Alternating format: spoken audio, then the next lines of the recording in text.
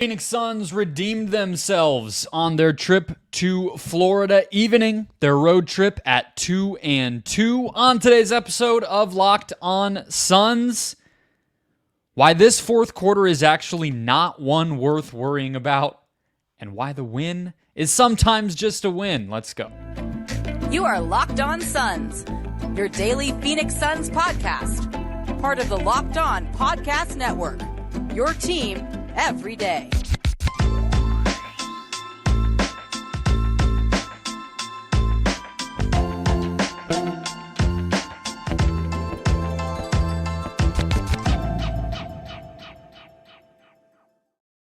We are back. This is Locked On Phoenix Suns. We are part of the Locked On Podcast Network, and I'm your host, Brendon Kleen, a credentialed media member covering the Suns for the past 7 seasons, a writer at Suns.com, and the host of the Just Basketball Show, wherever you get your podcasts. A big thank you for making Locked On Suns your first listen post-game, Monday night, Tuesday morning, whenever you are finding us, wherever you are finding us. Thank you so much for spending the post-game right here with Locked On Suns. If you have not already, if you're finding us for the first time, just hit that follow or subscribe button on whatever platform you happen to have found this show.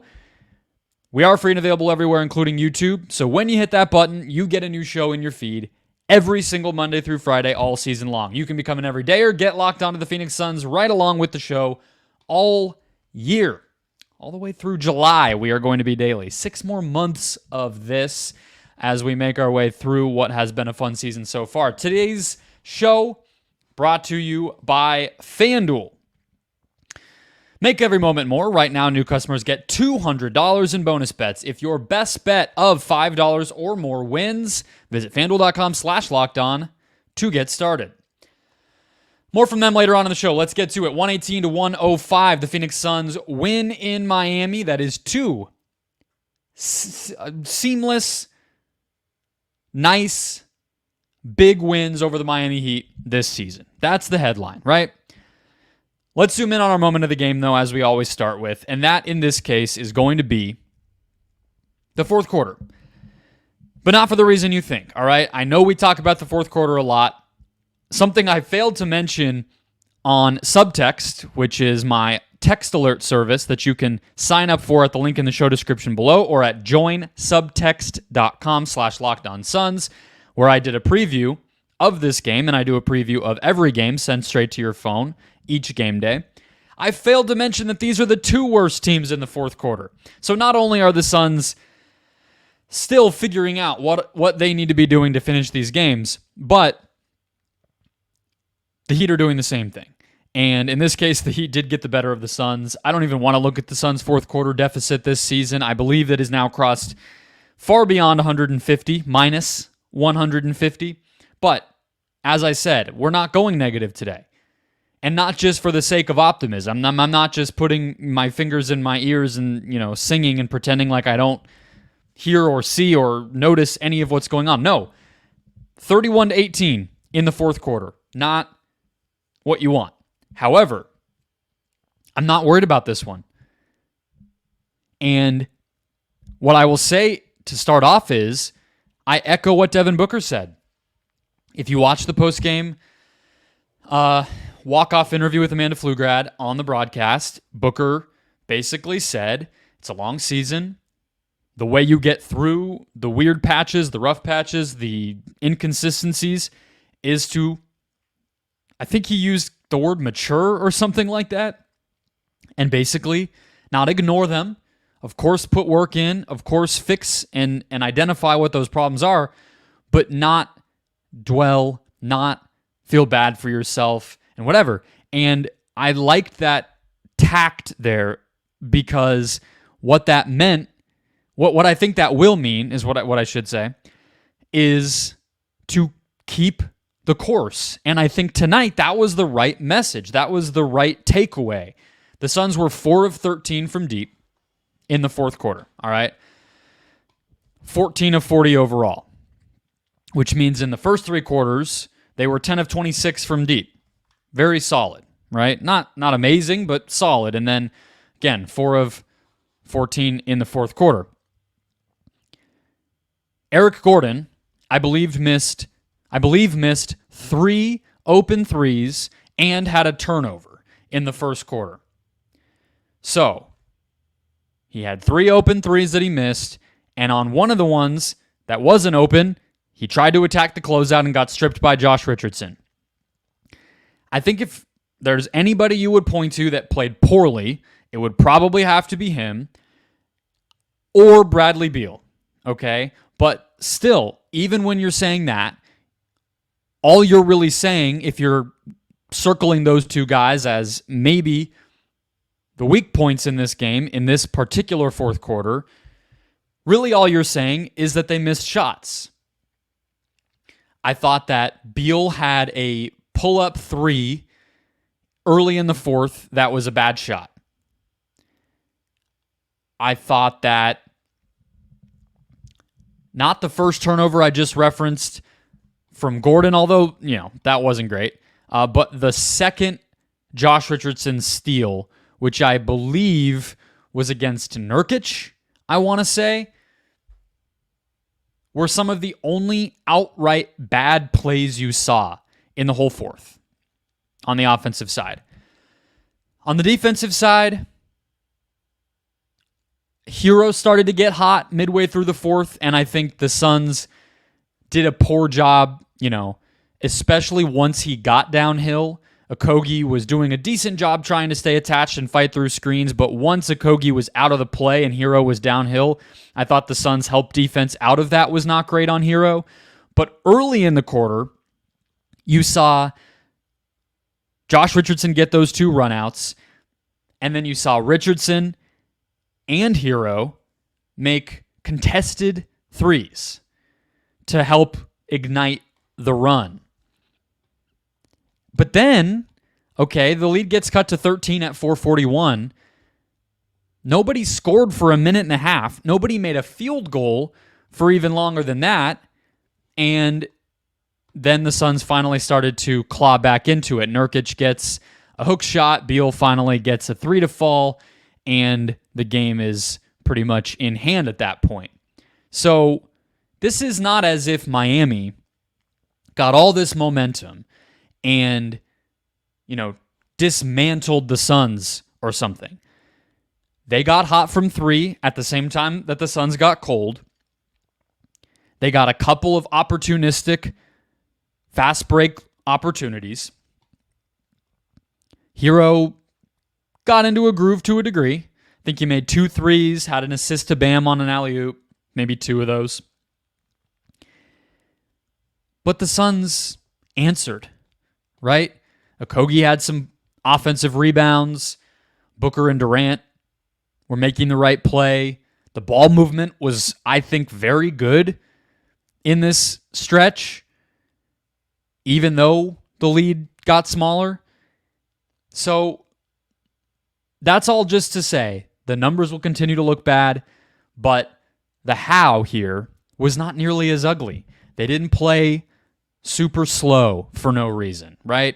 They didn't take bad shots. They didn't throw the ball to the opponent. Both of those Richardson turnovers were strips. They were avoidable. I'm not giving the Suns protection from it or something, but they were good defensive plays. And again, I believe the Suns only had 2 or 3 total turnovers in this quarter. This was not as if they combusted here. So let me see.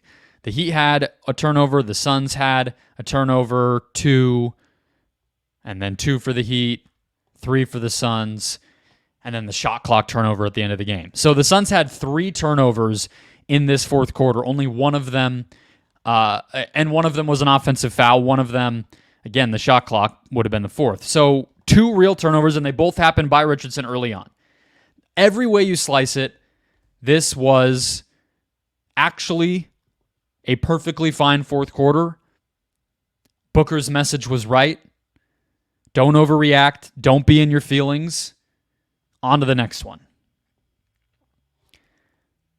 On to our next segment, where I will give you my big takeaway from this game, which revolves around the type of opponent that the Miami Heat are. We'll get into that next.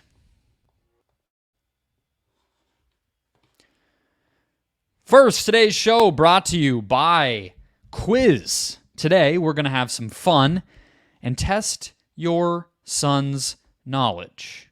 All right, let's do a different one than I gave Brandon last night on Monday's show.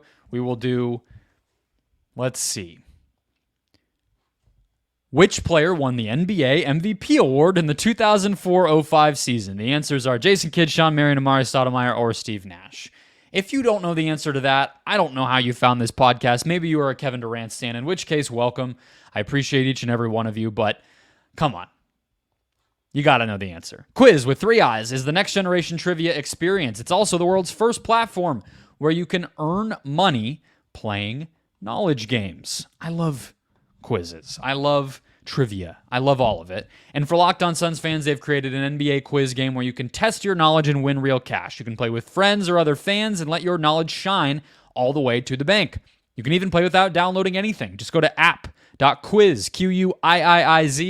and start playing today. NBA Quiz is the ultimate knowledge challenge for fans that live and breathe basketball. Go to app.quiz.com to test your knowledge and win cash today. That's quiz with 3 eyes, just like a 3-pointer.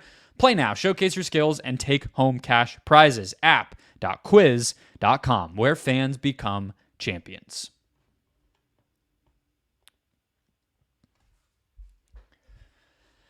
Keeping it rolling, let's talk big picture here for just a moment, right? Here's why I think this win means. Why it matters. Why it's not just another game on the calendar, although I have to admit to you, the fourth quarter honestly made it interesting. Miami Heat are an ugly, boring team to watch right now. They were on a 6-game losing streak. They are now on a 7-game losing streak. I do not know what's going on with this team. Even Jimmy Butler, whose stats would tell you today that he had a bounce-back game of sorts, was really it only looks that way because he had a bunch of putbacks and got to the free throw line. He was minus 17 in the box score in his 37 minutes, which means that in the 11 minutes that he was not on the court, the Heat actually won those minutes by 4. So even Jimmy with 26 and 4 assists, 0 turnovers, this was not a great Jimmy Butler game. And you barely noticed him, which is a weird thing to say about somebody who was the high scorer on either team for the night. All that aside, the reason this one matters, two things. First of all, I do think that the Heat present a distinct challenge as a defense that also makes me feel like that fourth quarter is not something to panic about, because they did 2 things in that fourth quarter defensively that really, I think they are one of the only teams in the whole NBA that you would trust to execute 10 times out of 10 at a pretty high level. They pressed 3-quarter court basically, and then they played a zone defense in the half court. The Suns figured both of those things out. They put many ball handlers on the court, even though Grayson Allen went out with an ankle injury. They had Gordon, Beal, Booker, and Durant on the court for most of the fourth quarter. Even Okogie can handle the ball. Nurkic can handle the ball. So they figured out how to advance it, pass the press. And then the zone, like I said, the ball movement was solid. They were 4 of 13 from deep. They figured it out. The other thing, so it's those 2 components of their defense. And it's a team it's weird, right? They're not big because Bam is an undersized center. They don't play Kevin Love a ton. He's the only guy who would really have positional size, but even he really sort of is their center now. And then everywhere else, they're not really big at their position. They're not really small necessarily, but they have a bunch of wings, right? And I think that is a unique type of team to play because they can switch everything on you when they do go to the zone. There's not really a mismatch to exploit or somebody to shoot over or post up like there are against some teams' zones. And so, again, small victories. I think that is impressive to figure out, right? The Boston Celtics in the conference finals last year did not have a lot of answers for that zone defense. We have seen this defense maybe put up one of the better fights against the Denver Nuggets of anybody in recent memory. So they're not at their best right now. They are in a lull. I don't know what's going on with the Heat, but the defensive end, being able to solve them, is something worth celebrating. So that's one takeaway. the Suns, when they face another zone in the future, when they face another press in the future, another wing-heavy team, they'll be that much more comfortable with it. That matters. Because look, the Lakers are a similar squad, right? And they gave the Suns a ton of trouble up until Bradley Beal got them over the finish line in the final matchup between those two teams. So, it matters. Again, to repeat myself.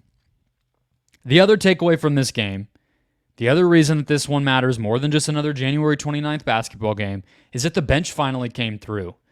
That's humongous. This might be the best bench game that the Suns have had all season long. Maybe there were some games when both Allen and Gordon were coming off the bench early on in the season before things got figured out, where you could say that it was better, but whatever. I'm going to go with this one because the lineups actually made sense and the guys who were on the bench played in that rotation and still found a way to make an impact. Meaning that with Grayson Allen going out and this Suns team being very thin, these guys are sort of put under a spotlight, put under a microscope. And I thought Eubanks in the first half especially was awesome. I think all of his points outside of maybe the free throw came in the first half, and all of them were at the basket. So 5 of 5, all of his shot attempts came at the basket, all of his shot makes came at the basket, and he was plus 24 on the night. This was a much better matchup for him than Orlando. Honestly, I know it's impossible to make this ever have happened because it's not reality, but if you could have just switched and have Nurkic miss this game and play the Orlando game, I think the Suns maybe win that Magic game, and Eubanks is able to just start this game and dominate because, again, the Heat are not very big. Bam is basically Eubanks' size, and off the bench, Azubuike probably could have handled Kevin Love without much of an issue, probably meant to, actually, and they would have been fine. But I digress. Good to see Eubanks do that. I thought Bates Diop had a good first quarter. Didn't see the floor the rest of the way. Happens, whatever. Kogi was very impactful. Talked about the offensive rebounds in the fourth quarter. Also had his 3-ball going. He made the one over two hands. I believe both of the threes he made were contested toward the end of the clock. So, whatever. Maybe he needs to quicken that release, and that's the key. I don't know. And then, of course, Eric Gordon, right? 23, 4, 5, 1, and 2. Incredible. Had the 3-ball flying. I think his green light, his quick trigger, and his aggressiveness attacking closeouts, getting downhill, were the reason. Those two things were a big part of why the Suns were able to beat the Heat zone. And having that release valve, somebody's going to pop open. And when you put enough shooting and ball handling on the court, you ought to be able to break a zone. And Gordon, if he played coy and hesitant like he did, let's say, at the end of that Pacers game, where he didn't take that left corner three, and there are nights where he is overly defers too much. If he played like that tonight, I'm not sure they win this game. I'm not sure that the offense flows as well as it needed to if he's not aggressive, both from deep and driving. And you look up, 48 points for the Suns bench. 48 out of 118. It might be the best one that we see all season. So that is definitely something worth highlighting. And hopefully it can continue. Hopefully these guys' confidence is, if nothing else, carries over into Wednesday's game against Brooklyn and beyond. Let's close out the show talking about the box score oddity of the night, the Nurk report, and more.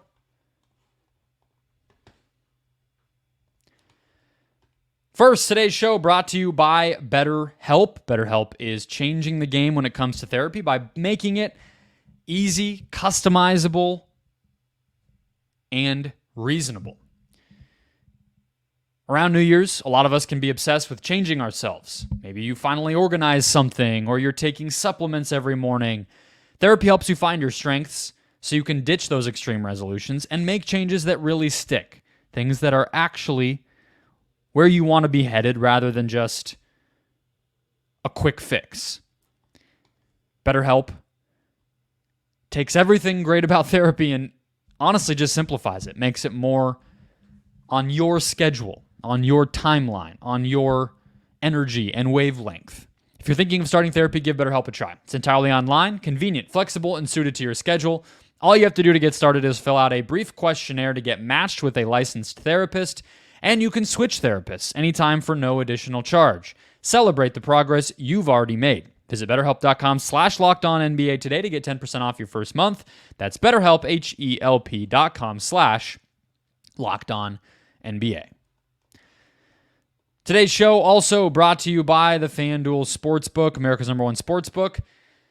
Happy Super Bowl. If you're like me, Super Bowl Sunday is all about scoring the best seat on the couch, grabbing your favorite football snacks, and placing some super bets. Told you about the Super Bowl squares that my family has recently picked up, pretty much just because the children wanted it, and, nothing worse than a kid just guessing their way into like a awesome prize and you just feeling grumpy on the couch. But that's why FanDuel's there, right? You don't have to play squares, or you can just let the kids win, and you can win on your own. In addition to who will win Super Bowl 58, FanDuel also has bets for which players will score a touchdown, how many points will be scored, and so much more. New customers join today. You'll get $200 in bonus bets if your first bet of $5 or more wins. Visit FanDuel.com/LockedOn to sign up. That's FanDuel.com/LockedOn. Make every moment more with FanDuel, an official sportsbook partner of the NFL.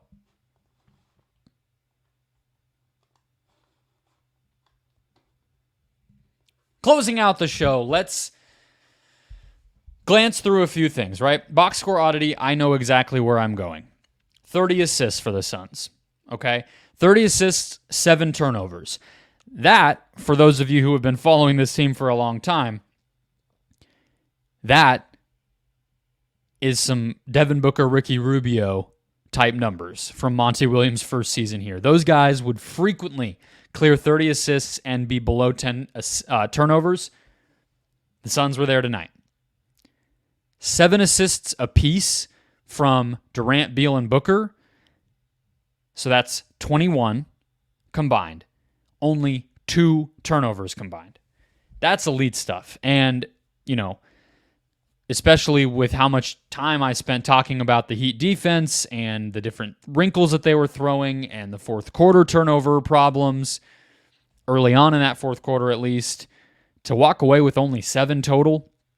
And again, 4 of them did come in that fourth quarter because one of them was an offensive foul by Nurkic. One of them was the shot clock turnover when the Suns just ran out the shot clock at the very end of the game. So if you remove those 2, which, can or can't, if how you feel, whatever, that's still just 5. Like, it's a good number.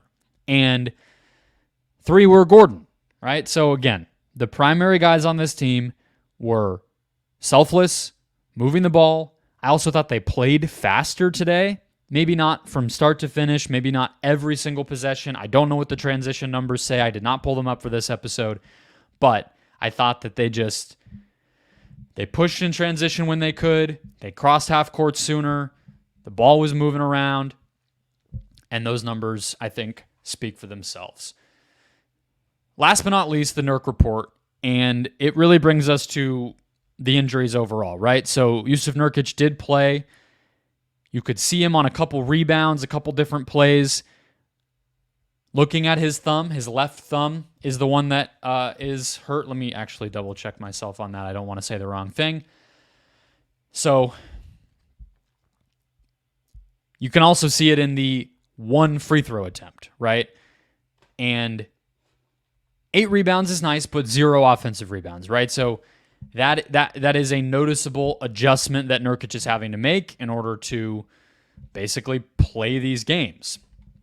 He told Amanda Pflugrad, it is his left thumb, it is a sprain. He told Amanda Pflugrad, and she said on the broadcast that no fracture and no ligament or tissue damage of any kind. So, not having to wear a splint, not having to wear a cast, nothing, obviously able to play. But he said it's just pain management. It is just something that is going to have to heal itself, that he is going to have to try not to aggravate, and that is just going to be about kind of tolerance and how it responds to the wear and tear of the season.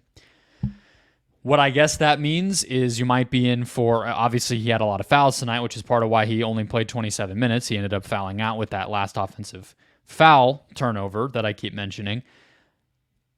But I would expect his minutes to maybe be on the lower end of his normal, 28 instead of 30 or something.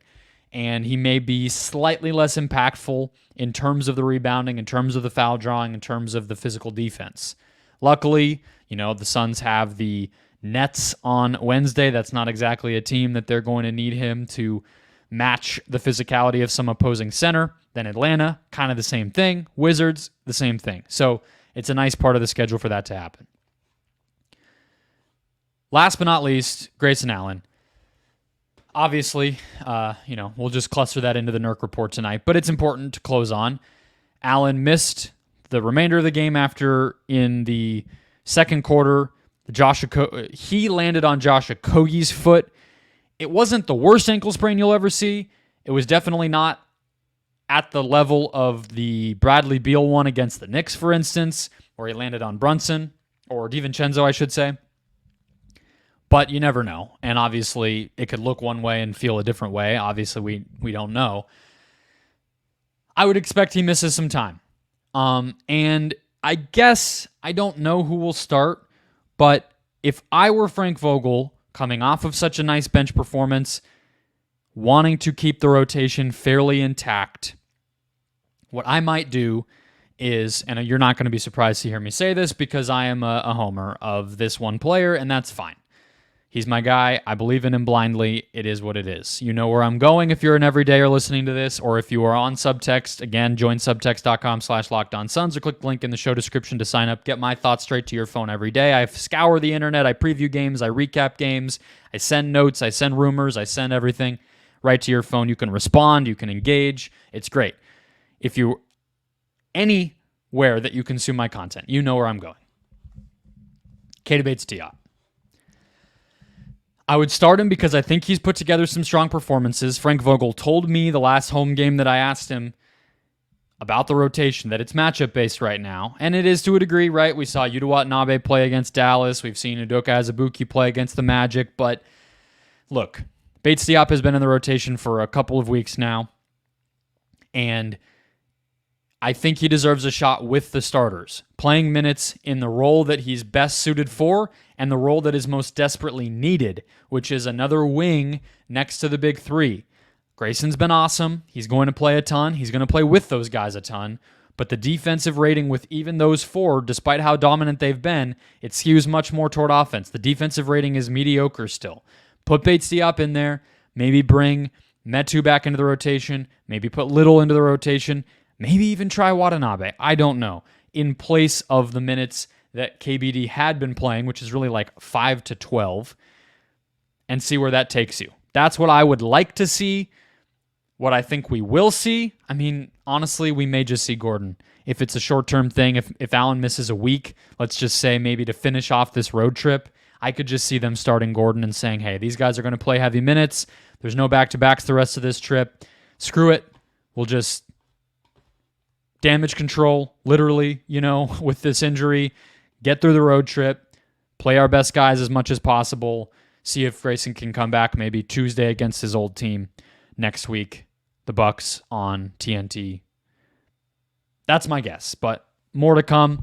If you want those updates as we hear more from Grayson, more on Grayson, sign up for Locked On Suns insider text alerts at joinsubtext.com/LockedOnSuns or click the link in the show description below. I will also have an episode for you recapping that Nets game and more throughout the rest of the week. So subscribe, follow wherever you're finding the show, become an everydayer, and I will catch you next time.